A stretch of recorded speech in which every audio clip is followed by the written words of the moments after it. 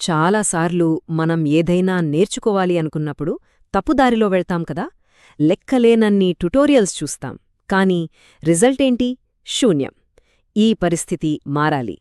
ఈ విశ్లేషణలో అసలు మన బ్రెయిన్ ఎలా పనిచేస్తుందో అర్థం చేసుకుని దాన్ని ఉపయోగించుకుని ఏ స్కిల్ అయినా సరే మెరుపు వేగంతో ఎలా మాస్టర్ చెయ్యాలో తెలుసుకుందాం. ఎప్పుడైనా అనిపించినా గంటల తరబడి ట్యుటోరియల్స్ చూస్తూనే ఉంటాం, కాని ఏమీ నేర్చుకున్నట్టు అనిపించదు. అక్కడే ఆగిపోయిన ఫీలింగ్. అసలు ఎందుకిలా జరుగుతోంది? దాని వెనుకున్న కారణమేంటో ఇప్పుడు చూద్దాం. సరే, అసలు సమస్య అంతా ఇక్కడే ఉంది. మనము రెండు రకాలుగా నేర్చుకుంటాం. ఒకటి ప్యాసివ్ లెర్నింగ్, అంటే ఊరికే చూడటం, వినడం. రెండోది యాక్టివ్ లెర్నింగ్, అంటే నిజంగా చేయడం. ప్యాసివ్ లెర్నింగ్లో ఏదో చేస్తున్నామనే ఫీలింగ్ వస్తుంది, కాని నిజానికి అదంతా ఒక భ్రమ. అసలైన ఎదుగుదల, పర్మనెంట్ గ్రోత్ కష్టంగా అనిపించే యాక్టివ్ లెర్నింగ్తోనే సాధ్యం. అయితే ఈ ప్యాసివ్ లెర్నింగ్ అనే ట్రాప్ గురించి ఇంకొంచెం లోతుగా చూద్దామా?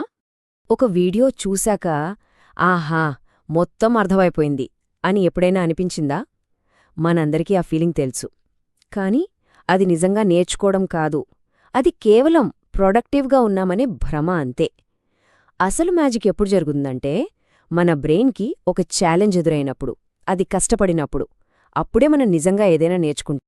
ఇలా ఆలోచించండి, మనం జిమ్కి వెళ్ళినప్పుడు, బరువులెత్తినప్పుడు కష్టంగా, నొప్పిగా ఉంటుంది కదా, కానీ అప్పుడే కదా కండరాలు పెరిగేది. నేర్చుకోవడం కూడా సేమ్ టు సేమ్ అంతే. దీన్నే డిజైరబుల్ డిఫికల్టీ అంటారు. అంటే మనం కావాలనే కష్టాన్ని ఎంచుకోవడం, ఎందుకంటే ఆ కష్టంలోనే ఎదుగుదల ఉంది. సో ఏదైనా నేర్చుకోవడం కష్టంగా అనిపిస్తోందంటే కంగ్రాట్స్, సరైన దారిలోనే ఉన్నారన్నమాట. సరే, మరి మన లెర్నర్స్ ప్లేబుక్లో మొదటి స్ట్రాటజీ ఏంటో చూద్దామా? ఇది చాలా సింపుల్. చూడటం ఆపి చేయటం మొదల్పెట్టడం. దీన్నే యాక్టివ్ రీకాల్ అంటారు. అంటే మనం నేర్చుకున్నదాన్నే పుస్తకం చూడకుండా గుర్తు తెచ్చుకోవడానికి ప్రయత్నించడం. జస్ట్ అలా పైపైన చదివేయడం కంటే ఇది 10 రెట్లు ఎక్కువ పవర్ఫుల్. ఎందుకంటే ఇలా చేసినప్పుడు ఆ ఇన్ఫర్మేషన్ మన బ్రెయిన్లో బలంగా నాటుకుపోతుంది. ఈ మాట చాలా శక్తివంతమైనది కదూ. ఇది మనల్ని మనమే ఒక ప్రశ్న వేసుకునేలా చేస్తోంది. మనం నిజంగా నేర్చుకుంటున్నామా లేక ఊరికే టైంపాస్ చేస్తున్నామా అని. మరి దీన్ని ప్రాక్టికల్గా ఎలా చెయ్యాలి? చాలా సింపుల్. ఫర్ ఎగ్జాంపుల్, ఒక గిటార్ కార్డ్ నేర్చుకున్నారనుకోండి, వెంటనే ఆ చార్ట్ చూడకుండా దాన్ని ప్లే చేయడానికి ట్రై చేయండి. ఒక కాన్సెప్ట్ చదవారా? పుస్తకం మూసేసి దానివి సొంత మాటలో చెప్పడానికి ప్రయత్నించండి. తప్పులు పోయినా పర్లేదు, మళ్ళీ చెక్ చేసుకొని రిపీట్ చేయండి. సింపుల్, కానీ చాలా చాలా ఎఫెక్టివ్. రైట్, ఇక మన రెండో స్ట్రాటజీకి వెళ్దాం. అదే ఫీడ్బ్యాక్. ఫీడ్బ్యాక్ అంటే విమర్శ అనుకోకండి. అది మనల్ని సరైన దారిలో నడిపించే ఒక కంపాస్ లాంటిది. స్టీరింగ్ వీల్ లేని కారుని ఊహించుకోండి. ఎంత వేగంగా వెళ్ళినా, ఎంత ప్రయత్నించినా ఎక్కడికి వెళ్తాం? ఎక్కడికి వెళ్ళలేం కదా. ఫీడ్బ్యాక్ లూప్స్ కూడా మన లెర్నింగ్ జర్నీకి ఆ స్టీరింగ్ వీల్ లాంటివి. అవి లేకపోతే మన ప్రయత్నమంతా వృధా అయిపోతుంది. ఫీడ్బ్యాక్లో మళ్ళీ రెండు రకాలుంటాయి. ఒకటి పాజిటివ్ ఫీడ్బ్యాక్, రెండోది నెగటివ్ ఫీడ్బ్యాక్. పాజిటివ్ ఫీడ్బ్యాక్ మన ఏది కరెక్ట్గా చేస్తున్నామో చెబుతుంది, సూపర్, దీన్నే కంటిన్యూ చెయ్యి అని.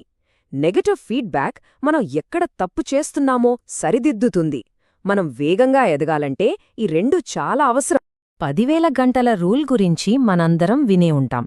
ఏదైనా స్కిల్లో మాస్టర్ అవ్వాలంటే 10,000 గంటలు ప్రాక్టీస్ చేయాలని. కానీ ఇక్కడే ఒక పెద్ద అపోహ ఉంది. ఒకవేళ ఆ 10,000 గంటలు తప్పు టెక్నిక్నే ప్రాక్టీస్ చేస్తే అప్పుడు మనం తప్పు చేయడంలోనే మాస్టర్ అవుతాం, అంతే. ఫీడ్బ్యాక్ లేని ప్రాక్టీస్ ప్రమాదకరం. అంతేకాదు, ఫీడ్బ్యాక్ కూడా ఎలా పడితే అలా ఉంటే సరిపోదు.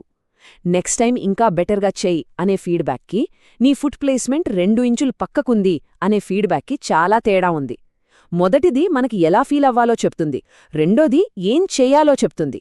మనకు కావాల్సింది రెండో రకం ఫీడ్బ్యాక్. మరి మనమే ఇలాంటి ఫీడ్బ్యాక్ లూప్స్ ఎలా క్రియేట్ చేసుకోవాలి? ఇక్కడ 3 సింపుల్ టెక్నిక్స్ ఉన్నాయి. 1.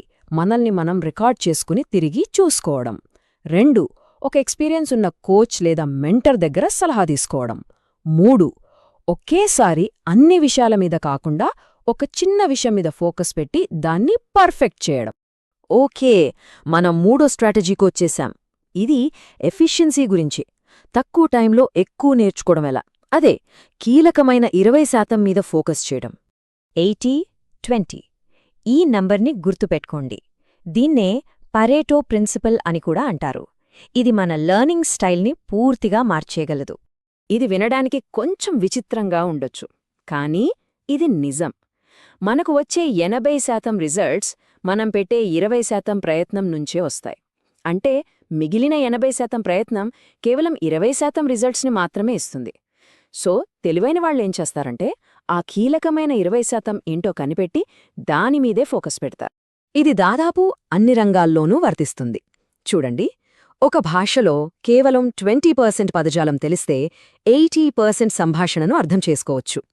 20% ప్రాక్టీస్ టెక్నిక్స్ మన పర్ఫార్మెన్స్ని 80% మెరుగుపరుస్తాయి. అలాగే 20% కోడింగ్ స్కిల్స్ 80% ప్రోగ్రామింగ్ ప్రాబ్లమ్స్ని సాల్వ్ చేస్తాయి. సరే, ఇప్పుడు చివరి 4వ స్ట్రాటజీ. ఇది చాలా పవర్ఫుల్. అదేంటంటే మనకంటే బాగా తెలిసిన వాళ్లతో, అంటే నిపుణులతో కలిసి ఉండటం. నిపుణులు అంటే వాళ్ళు నడిచే, మాట్లాడే చీట్ కోడ్స్ లాంటి వాళ్ళు. వాళ్ళు మన లెర్నింగ్ కర్వ్ని చాలా అంటే చాలా తగ్గిచ్చేస్తారు. మనం నెలల తరబడి కష్టపడి నేర్చుకోవాల్సిన దాన్ని వాళ్ళు గంటలో నేర్పించగలరు. ఇలా అంటారా? వాళ్ళు మనం చేసే తప్పుల్ని వెంటనే పసిగడతారు. మనకు కనిపించని మన బ్లైండ్ స్పాట్స్ని చూపిస్తారు. అంతేకాదు, వాళ్ళు ఇప్పటికే సక్సెస్ అయిన ఒక దారిని చూపిస్తారు. సో మనం ఊహించుకుంటూ టైం వేస్ట్ చెయ్యక్కర్లేదు. వాళ్లతో ఉండటం వల్ల మనమే తెలియకుండా వాళ్ళ మైండ్ సెట్కి, వాళ్ళ ఆలోచన విధానానికి అలవాటు పడతాం. ఇది మన ఎదుగుదలని విపరీతంగా పెంచుతుంది. సరే, ఈ విశ్లేషణను ఒక ప్రశ్నతో ముగిద్దాం. మనం 80% ఫలితాలను పండడానికి ఇప్పుడే దృష్టి పెట్టాల్సిన ఆ కీలకమైన 20% పని ఏమిటి? ఒకసారి దీని గురించి ఆలోచించండి. వచ్చే సమాధానం మిమ్మల్ని ఆశ్చర్యపరచవచ్చు.